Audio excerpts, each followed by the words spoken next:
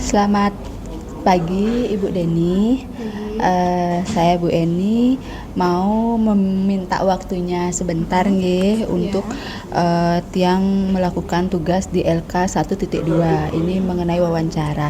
Nah, adapun beberapa pertanyaan nanti yang tiang sampaikan. Yang pertama, apa Ibu mengetahui apa yang mempengaruhi motivasi belajar siswa di sekolah ini? Kalau masalah motivasi itu bisa saja berasal dari dalam diri siswa atau mungkin dari faktor luar ya. Kalau dari dalam diri siswa itu karena mungkin siswa tersebut merasa malas atau tidak suka dengan pembahasan topik yang dibahas oleh guru, itu bisa saja penyebabnya. Atau enggak kalau dari eksternal, kenapa motivasinya belajarnya kurang, karena faktor lingkungan ya, lingkungan suasana belajar di kelasnya bagaimana, mungkin teman-temannya ribut atau bagaimana, kemudian kondisi keluarganya kita tidak tahu seperti apa, kemudian mungkin jarak tempat tinggalnya yang jauh atau bagaimana, seperti itu.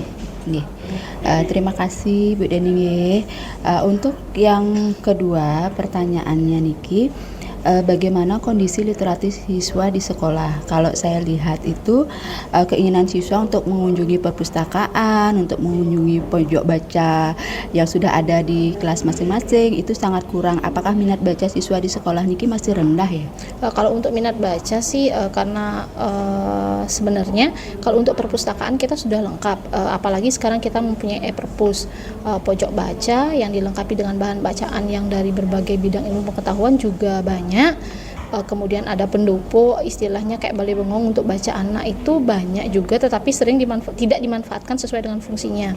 Sebenarnya untuk budaya literasi itu tidak hanya harus dilakukan siswa, tetapi kita sebagai pendidik juga harus menumbuhkan rasa membaca, yaitu dengan mengawali setiap pembelajaran itu tidak usah 15 menit, 5 menit saja cukup, yaitu dengan cara misalkan anak itu diajarkan untuk membuka materi pembelajaran. Saya yakin bahwa siswa tersebut tidak akan belajar semalam sebelum sekolah.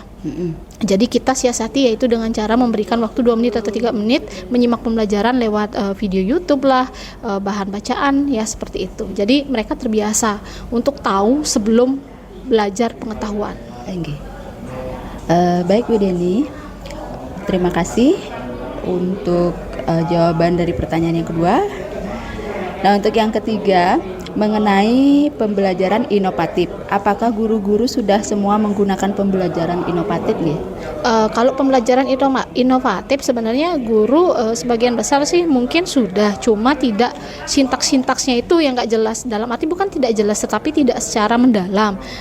Penerapan kooperatif ya sekedar kelompok seperti itu, tidak dibarengi dengan penerapan sintaks-sintaks yang jelas sehingga apa makna dari pembelajaran itu tidak didapat sepenuhnya, seperti itu. Terima kasih Bu Deni.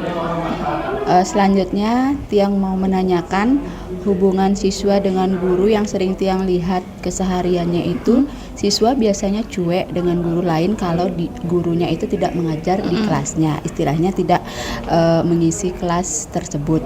Nah, bahkan hanya sekedar menyapa saja tidak. Apa ya Bu yang menyebabkan seperti itu?